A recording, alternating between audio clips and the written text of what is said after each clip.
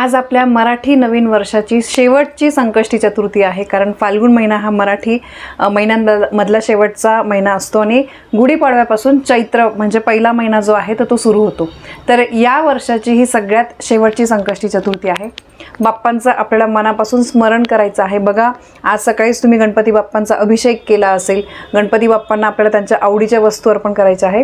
तर आज मराठी नवीन वर्षाची शेवटची संकष्टी चतुर्थी असल्यामुळे गणपती बाप्पांना एक गोष्ट तुम्हाला अर्पण करायचीच आहे की जेणेकरून बाप्पा प्रसन्न होतील आणि इथून पुढे पण आपल्याला काही दुःख आले, संकट आले तर ते आपले दुःख जे आहे तर ते हिरावून घेतील आणि भरभरून सुख आपल्या आयुष्यामध्ये देतील। तर सगळ्यात पहिले म्हणजे गणपती बाप्पांचा आपल्याला आज अभिषेक करायचा असतो। मी दर चतुर्थीच्या वेळेस तुम्हाला माहिती देते की आपल्याला बाप्पांचा सोप्या पद्धतीने अभिषेक कसा करता येतो। बघा, काहींना जमलं नसेल तर त्यांनी संध्याकाळी सुद्धा बाप्पांना त्यांच्या आवडीच्या गोष्टी अर्पण करायच्या आहे, जसं की जास्वंदाचं फूल, मोदक, त्यानंतर दुर्वा या गोष्टी बाप्पांना अर्पण करायच्याच आहे। आणि कृपया करून महिलांनो, सगळ्यांना मी विनंती करून सांगते, दादांनो, की आपल्या मुलांकडून अथर्वशीर्ष संकष्टी चतुर्थीच्या दिवशी म्हणून घेत जा। संध्याकाळी म्हणून घ्या, हरकत नाही, चालेल। चतुर्थीच्या दिवशी तरी कमीत कमी अथर्वशीर्ष आणि गणपती स्तोत्र हे घरामध्ये ते झालंच पाहिजे। तुम्ही यूट्यूबला लावा, चालेल, हरकत नाही, पण ते आपल्या घरामध्ये जे अथर्वशीर्ष आहे ते म्हटलं गेलं पाहिजे। यानंतर दुसरी गोष्ट म्हणजे चतुर्थीच्या दिवशी तुम्हाला अजून काही संध्याकाळी उपाय करता येतील। तर बघा, सगळ्यात पहिले बाप्पांसमोर संध्याकाळी गाईच्या तुपाचा दिवा लावायचा आहे। गाईच्या तुपाचा दिवा जो आहे तर तो संध्याकाळी लावल्यामुळे बाप्पा जे आहे तर ते प्रसन्न होतात। यासोबतच बाप्पांना खोबरं आणि गुळाचा नैवेद्य सुद्धा तुम्ही दाखवू शकतात। आता गणपती बाप्पांना कुठली गोष्ट न विसरता तुम्हाला संध्याकाळी अर्पण करायची आहे। तर बघा, बाप्पांना दिवा अगरबत्ती लावायचा आहे, धूप दीप लावायचा आहे। प्रत्येकाच्या घरामध्ये गणपती बाप्पांची मूर्ती किंवा फोटो असतेच, घरी करा किंवा मंदिरात जाऊन करा, चालेल। तर सगळ्यात पहिले बाप्पांना 21 दुर्वांची जुडी अर्पण करायची आहे।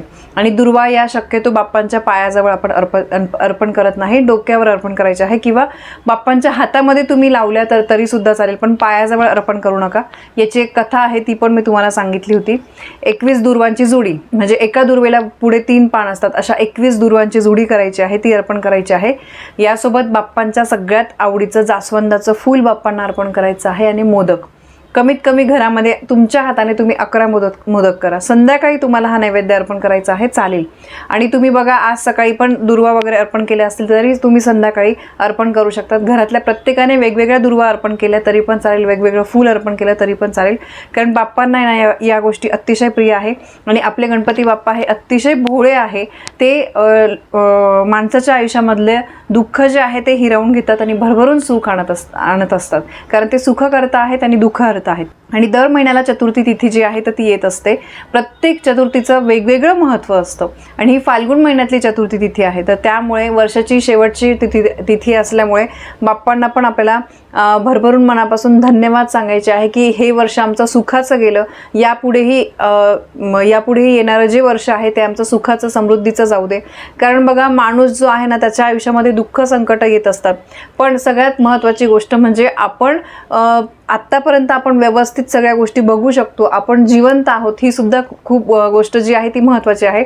प्रत्येक दिवशी तुम्हाला रात्री झोपताना मी नेहमी सांगते की स्वामींना, बाप्पांना, कुलदेवीला तुम्ही स्मरण करत जा, त्यांना मनापासून तुम्हाला धन्यवाद द्यायचे आहे की आजचा दिवस जो आहे तो आमचा व्यवस्थितरित्या पार पडला। आणि दुसऱ्या दिवशी पण आपल्याला उठल्यावर स्मरण करायचं आहे, अंथरुणातच तुम्हाला नमस्कार करायचा असतो। याबद्दल पण मी बऱ्याचदा माहिती दिलेली आहे, कारण बघा, आपलं आयुष्य जे आहे ना तर त्याला सुद्धा खूप महत्त्व आहे आणि ते कसं जगायचं, किती चांगल्या रीतीने जगायचं हे आपल्या हातात असतं। पण आपल्या कष्टासोबत नशिबाची साथ मिळण्यासाठी काही शुभ दिवशी काही उपाय करायचे असतात, जसं की आपण चतुर्थीला बरेचसे उपाय करत असतो। म्हणून अशा अगदी साध्या सोप्या पद्धतीने बाप्पांना त्यांच्या आवडीच्या वस्तू अर्पण करा। संध्याकाळी बाप्पांजवळ तुपाचा दिवा लावायचा आहे। गणपती अथर्वशीर्ष आणि गणपती स्तोत्र हे घरामध्ये म्हटलंच गेलं पाहिजे, तुम्ही यूट्यूबला लावलं तरी सुद्धा चालेल। तर बघा, आजची ही वर्षाची शेवटची चतुर्थी अगदी सोप्या पद्धतीने कशी साजरी करायची, बाप्पांना कसं प्रसन्न करून घ्यायचं, ही अत्यंत महत्त्वाची माहिती मला तुमच्यापर्यंत पोहोचवायची होती। माहिती आवडली असेल तर व्हिडिओला लाईक करा, शेअर करा। आपल्या चॅनलवर नवीन असाल तर सबस्क्राईब नक्की करा। धन्यवाद। श्री स्वामी समर्थ।